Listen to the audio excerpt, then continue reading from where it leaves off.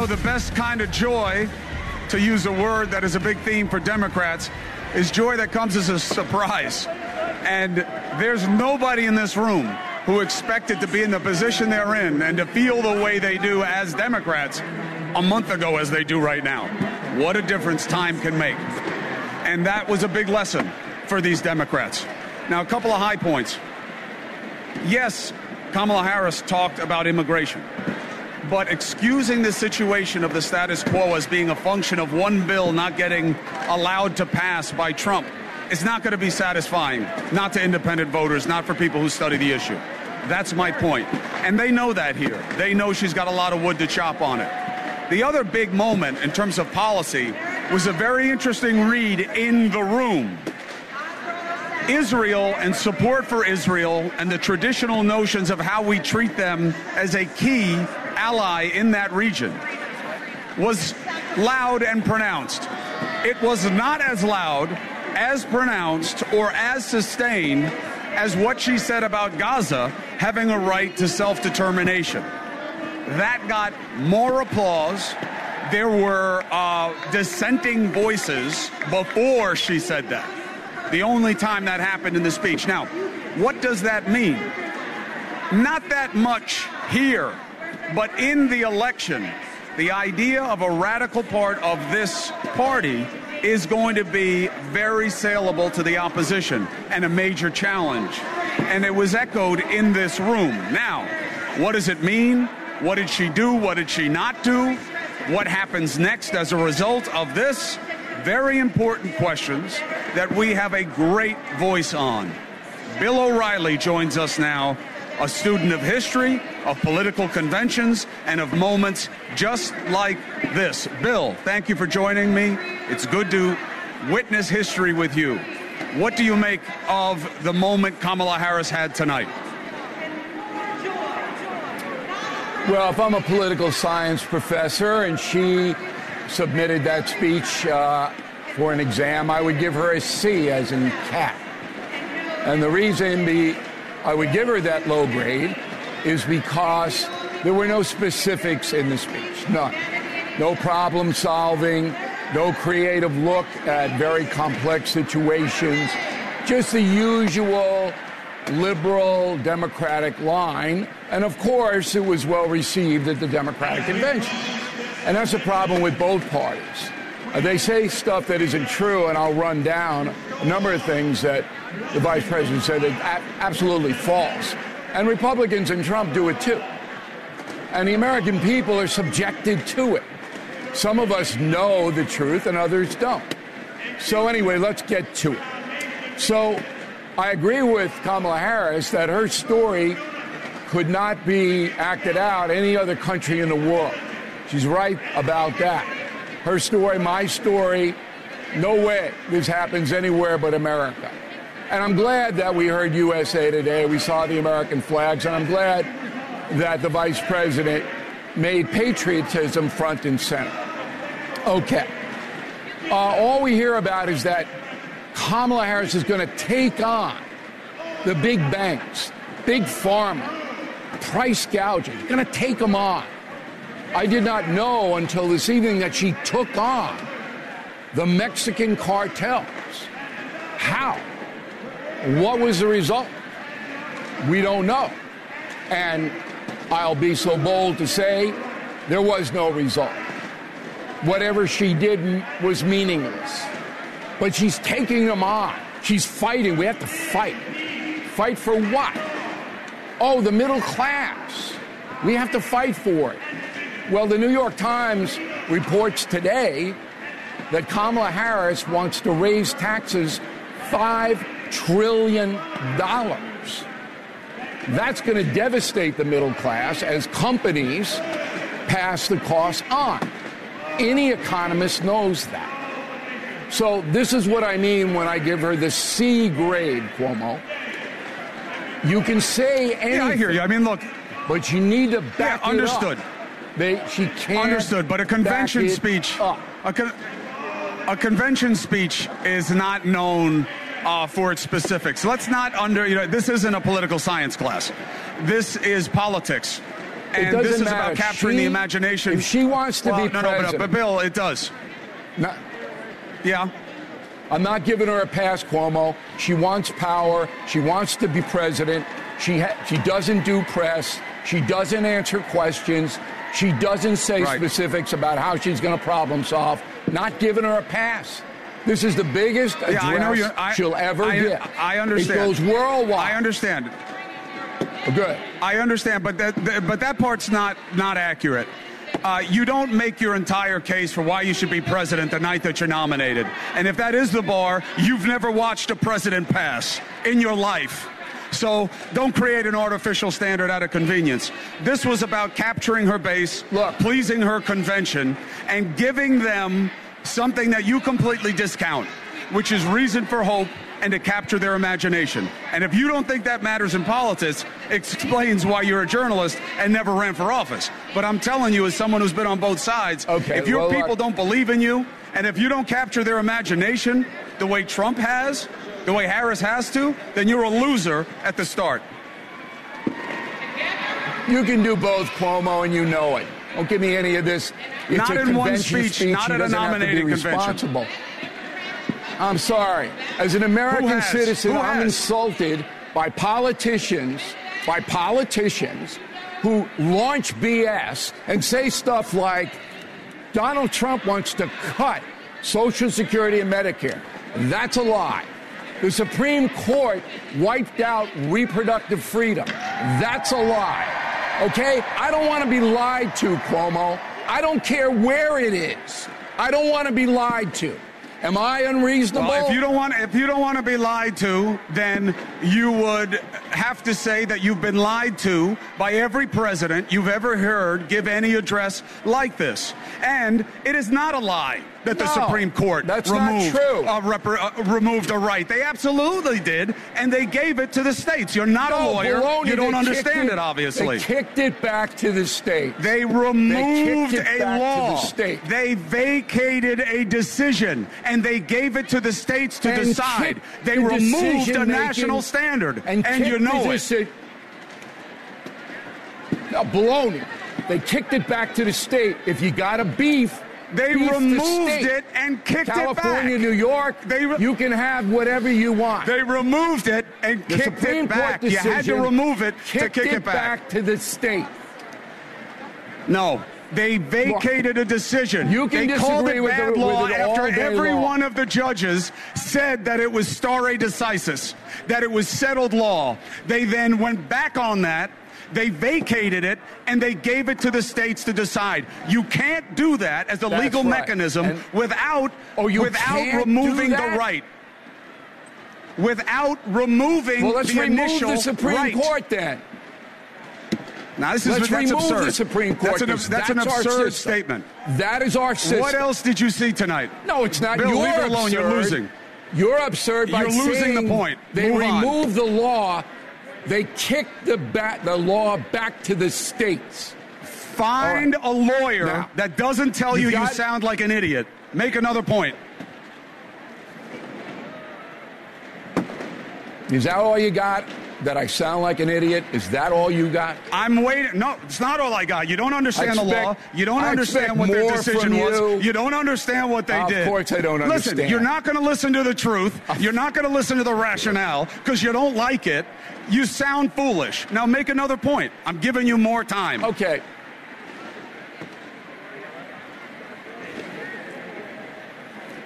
Cuomo, what I stated is absolutely true. The ruling kicked the abortion back to the states. I'm not wrong. And that's what Schumer wants to do. It's what Biden wants to do. It's what Harris wants to do, pack the court so it becomes a political body, not based on First of all, that's what Trump the justices decide. That's what Trump did by winning the election. Let's go. Trump won the election. He got to pick his judges, and they did exactly what they pledged not to do. To take something that they said was settled law, just like every other president. That's our system. I'm not blaming. Like I'm not blaming Trump. I'm not blaming Trump. Right, See, look, this is a really along. Weak rhetorical device. I'm just saying one simple thing: you can't take a federal standard, right, and then give it to the states without removing the federal standard. You have to do that, Bill. That's how it works. That's what they did. That's why people are upset. Yeah. And that's why over 2 out of 3 Americans don't agree with Trump that everybody wanted Roe v. Wade gone. I don't know who told them that, but it's absurd. What else you got for the audience, That's a fallacious statement. All right. That's the first true thing you've said. That's a fallacious statement that everybody wanted Roe v. Wade repealed. That's not true. All right. Now, when you have a Democratic nominee for president saying, quote, I confronted threats to our national security, which is what she said, you don't feel she has a responsibility to back that up at all? What? What are you talking about? She threw out one after the other with no backup. Yeah. No backup at all. Yeah, Yet you excuse it as some exercise in a big party. Baloney. She's a responsibility. Anybody voting for that you're woman holding her at this to a point, standard. Come on. What? Come on. Then nobody would vote for Trump. Her to my then nobody standard. would have voted for Bush. Then nobody would have voted for Obama. This is a nonsense standard. The idea that if you don't give specifics of what you're going to do, then you failed, then you should have said that every time you've heard Trump speak. That you should have said it every time you hear every president speak. That's what I'm saying. It's just, it's a silly standard. I'm not this is in a nominating convention. You don't let me talk at least a little, or just going to babble. You've talked most of the time. Go ahead. Listen, it's my show. If I want to babble, I'll babble. I'm giving you time on it, so make something of it. So it's impossible to get through with you. It's impossible. I'm letting you do it. Go ahead. Now, go ahead. If you looked at... really... It's impossible. This is ridiculous. This whole thing is ridiculous. If you look at Trump's speech, Bill. And I'm not a spokesman for Trump, remain in Mexico. Very specific. All right? Very specific. I had nothing to do with 2025. Very specific. I don't want to cut Medicare and Social Security. Very specific. Doesn't matter what Trump said, even though he was specific. In other areas, he wasn't. He says, in 48 hours, I'll stop the Ukraine war. How? He doesn't say. So he did what Harris did. But he did provide specifics because he was in office 4 years, and he was successful driving the economy and keeping the overseas stuff pretty much contained. So he went back to that. Look at his speech, compare it to this. This has no specifics, but you excuse it because she's in party mode. Boom. We're Americans. We're at a very serious point in our history. Very serious point. We need problem solvers. This woman won't answer a question from any journalist. That alone tells you what her capacity is. Yeah. Okay. I hear you. She should be doing interviews. I wouldn't call her this woman. I'd call her vice president, say her name. Sounds less disrespectful. But he said he doesn't know anything about Project 2025. Maybe because he does. Well, look, saying that this woman, I don't know that you'd like anybody talking about your kid that way. What I'm saying is, Project 2025, he says he doesn't know anything about it. He was on a plane with one of its main people celebrating the project. So I don't know. I also don't think it's a boogeyman, and I don't think Project.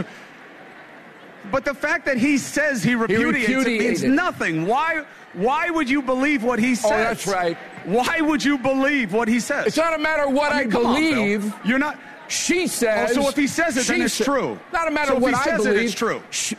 No. Oh. She says this is his manifesto. Bill. There's no evidence of that at all. None. There's no evidence of it. Most of the people involved in it were part of his administration or his advisor group. And again, I don't think it's a boogeyman. I don't think the Democrats win by scaring people about Project 2025. That's their choice. I'm just telling you the idea that he has no connection to it. That it's just silly. But Bill O'Reilly, thank you for weighing in. Always a pleasure. We're going to take a break here. Thank you for being part of NewsNation's coverage. When we come back, more analysis. Probably, yes, less yelling, but that's a signature of those segments. I think he should be the Secretary of the Interior so he can shoot more bears. Wouldn't that make sense? He's skilled in that area. I definitely. He didn't say he shot it.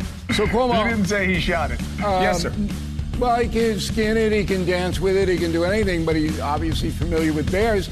Shouldn't be surprising, but it must be noted that Donald Trump said he was going to give a speech today and lay out his economic policies. And I know everybody will just excuse it. Well, he is who he is. Yeah, I know. But I think that there are a lot of people in this country who are going to vote on the basis of how they feel about how he is. For instance, he did as much talking about the economy and what policy ideas he had as he did this. You know why she hasn't done an interview? Because she's not smart. She's not intelligent. We have stupid people like Kamala and Joe running our country, and there's never been anything like this. What happened to her laugh? I haven't heard that laugh in about a week. That's why they keep her off the stage. That's why she's disappeared. That's the laugh of a crazy person, I will tell you, if you haven't known it. It's a crazy.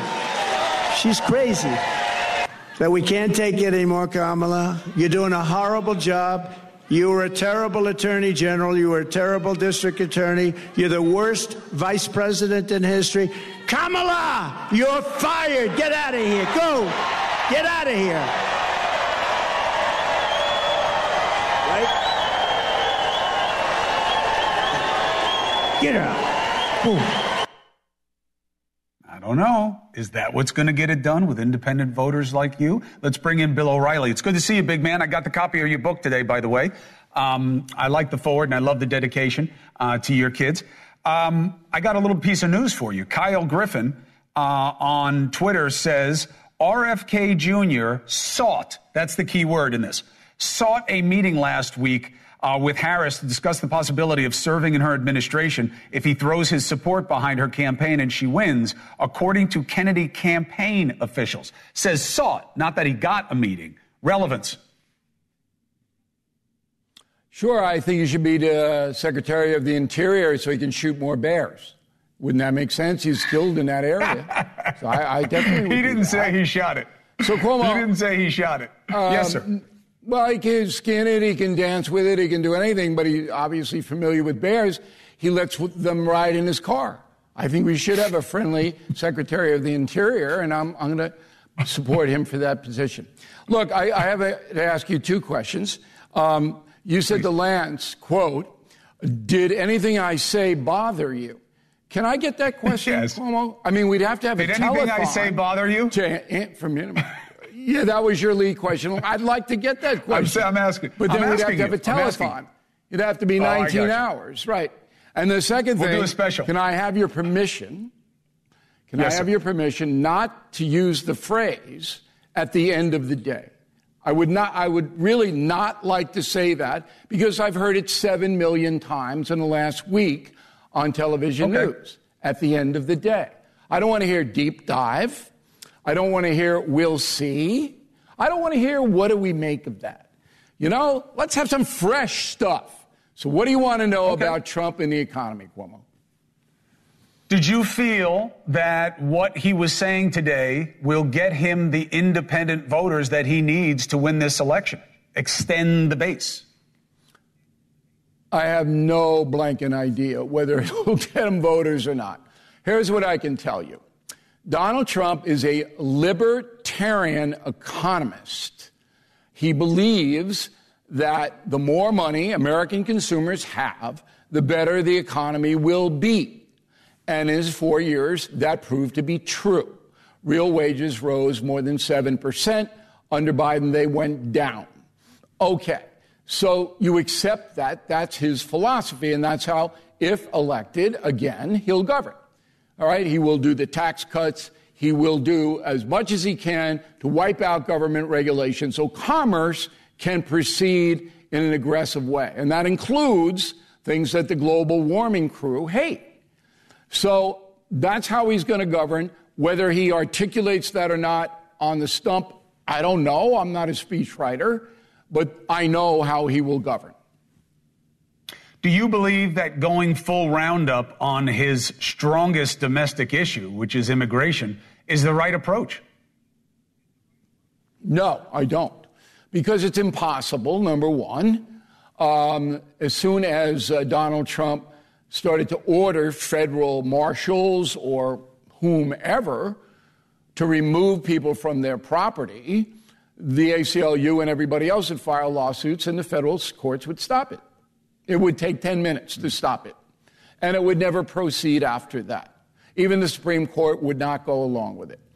What Donald Trump could do and should do is either write an executive order or, if he has a Republican Congress, pass a law that says if you are in this country without documentation, you must register with the federal government. At your local post office, there'll be forms there. You send them in within 60 days so we know where you are and what you are doing. If you do not register, you will be immediately deported. Whether you're living with 18 people, it doesn't matter. Then the federal government can begin to adjudicate fairly, because we should be a fair country. Due process. Each case. It'll take years.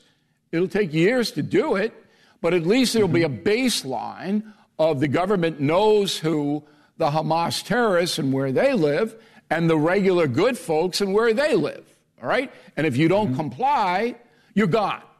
And if you want to do a mass deportation of those who don't comply, the courts will not be able to stop you. You'll be able to do that. You should, and that's what you should give them. You should give them that idea. One other thing, the idea of time. Why would I give him that idea?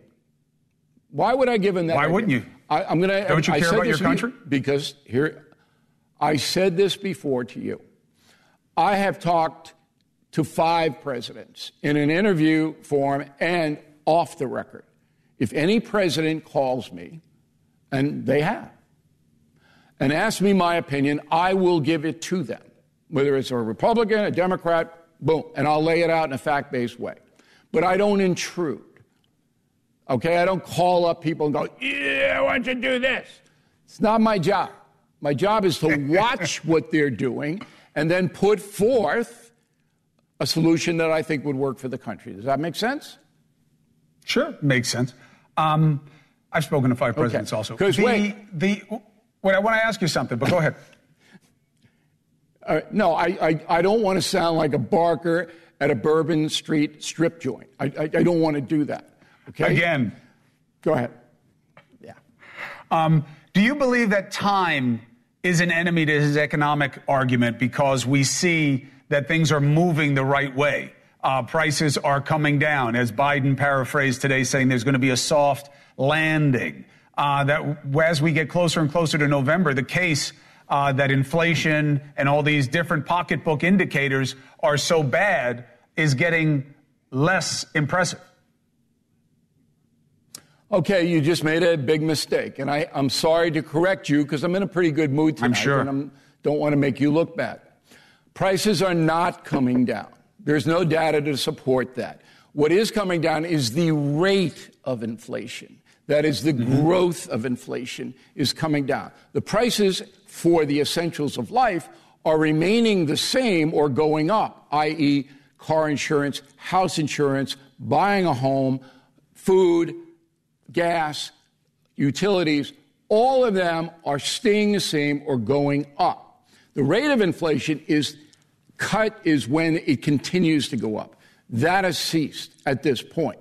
So when the press, the corrupt media, says prices are coming down, that is false. And that should be topic number 1 for Donald Trump. Not that Kamala is dumb, not that she's from another planet. None of this stuff matters, okay? And you ask the question, does it get votes? It does not. It does not.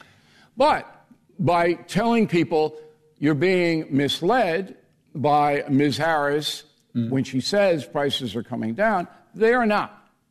That would help Trump.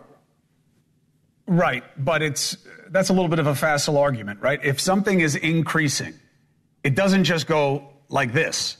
It has to slide back down to the median price, and then it either starts to go up or down. So obviously, if it's trending the right way, that is a good economic argument to make. It doesn't mean that things are better now than they were. But his case of how bad they are is getting mitigated. No, it's bad. Cuomo, the price of food is up 20% under Biden. I don't disagree. Half of American families believe they're going broke. They don't have any money. Yeah, I don't disagree. It's bad. So all this razzle-dazzle macroeconomics stuff is BS. Now I'm going to give you one more thing that I think you'll find interesting. So please. Donald Trump's weakness in his economic vision isn't tax cutting, because you want to give the folks more money, especially now. What it is ballooning the federal debt. That is really vital. Now, this has been said before. It's not an O'Reilly special, but I buy into it. If you allow drilling of oil on federal land, i.e. ANWR, huge, and you sell the oil on the international market, and you take the profits of that and then use that to bring down the debt, you would be an economic hero in this country. And that's not complicated, Cuomo. And you could slice off a piece of those profits to keep Social Security and Medicare solvent. You can do it in a capitalistic way. You can sell what the world needs, which is fossil fuel, internationally, make gazillions of dollars, and use that money because it's federal land. If he does then everybody in this country should vote for him. Because Kamala's not going to do it, because she doesn't want to upset the polar bears. And the polar bears are going, hey, that is true. The price of seal meat is so high, I can't even chase the seal anymore. This costs too much money. I agree. I think that this is an opportunity. You got to be careful with it. The United States is pumping more oil and gas than it ever has before, but it could do much more than it does based on certain regulations. I think that's fertile ground also, especially given Harris's deference to the left wing of her party. All right, Bill O'Reilly, I got to jump. Her insecurities rose up and she said, I'm getting the guy who's going to agree with me on everything. And that's who she picked. It's interesting, because that's not why Biden picked her. So it's interesting that she did something that maybe Biden should have done for himself. What's different is that I will correct myself and we will correct others in real time. The team is working here. So my producer, Ben Norbitz, said, hey, Maxine Waters probably had you with Trump in 2025. I say that he says he didn't know anything about it. So Ben finds that Trump was with the head of the Heritage Foundation. That's who did Project 2025. In April 2022, that's when the project was started. And after the plane ride meeting with the Heritage Foundation leader, Trump said that the Heritage Foundation was going to lay the foundation for his next term. So that is not a good fact for Mr. Trump if he wants to run away from Project 2025. Thank you, Ben Norbitz. Let's bring in Bill O'Reilly. I've been waiting for the big man's take on what the Harris-Walz ticket means for this election. What is your take, sir?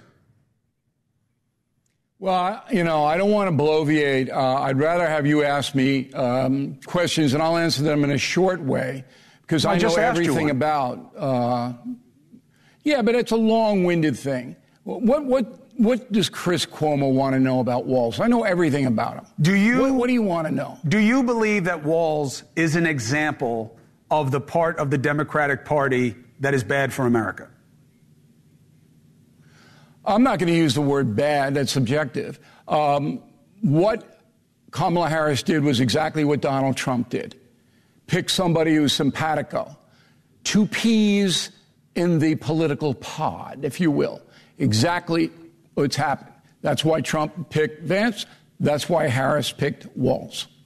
Do you believe that he has positions that are uncommon for Democrats and uncommon for what Americans have an appetite for?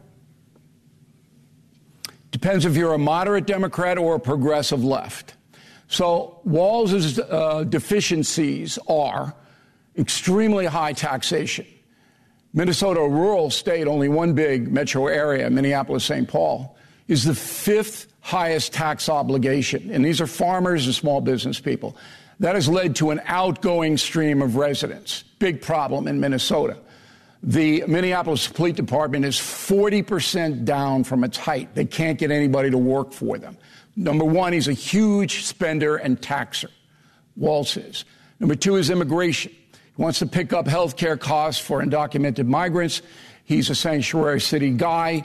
He is going to give them driver's licenses. That's way apart from what most Americans want, according to the polls. And number three would be abortion. You addressed it. It is true. Not many women terminate pregnancies in the late term. But that doesn't mean there shouldn't be a law against it. There are only 3 countries on earth that allow late-term abortion like that: the Netherlands, Singapore, and Canada. That's it. There should be a law. He opposes any restraint, as does Kamala Harris. What else you want to know about Walz? One little riff on that. The reason there's a difference between allowing an abortion in the third term and allowing medical procedures where the mother's life is at stake. You will find that in the countries that restrict... Everybody knows. Right, but I'm saying, but it's a meaningful distinction, Bill. Look. Because that's all he allowed for. I see the point. Okay. But it has to be a certified mother is in danger, physical danger, by 2 doctors, and that's reasonable, right, and most people would support it. Right. So I guess it's just playing with the radical. Why play with the radical label? Forget about the military stuff. You and I, we don't care about that much. But the radical label, why does Trump need it? Why does he need to go there? Why can't he just argue his policies are just better? Because that's not who he is. He wants to demonize his opposition. He loves that. He loves to demonize. If there's an Exodus 5, he's going to be in it. He loves to demonize people, and he's going to demonize them as far-left radicals, which you can make a case that they both are. The socialism comment, you're going to sink them, because I believe that Walz is a socialist. I believe that he is in the Bernie Sanders jar, okay? That they want the government to run health care. They want punitive taxation on corporations, which, of course, would be passed on to the consumer. They want everything Bernie Sanders wants. There's no difference between Walz and Sanders and Kamala Harris. None. So Trump is smart to put them into that petri dish, because that's where they belong. Why do you think Governor Shapiro of Pennsylvania wasn't the choice? I don't think I know. Would you like to know why he isn't the choice? Very much. Cuomo. Okay. I'm putting on my Sherlock Holmes hat now, and you're Watson. Ooh, high praise. So the guy who really knows what's going on, and we discussed this before, is David Axelrod. Axelrod knows everything that goes on inside the Democratic Party. And Axelrod said today the truth, because Axelrod is essentially not a propagandist.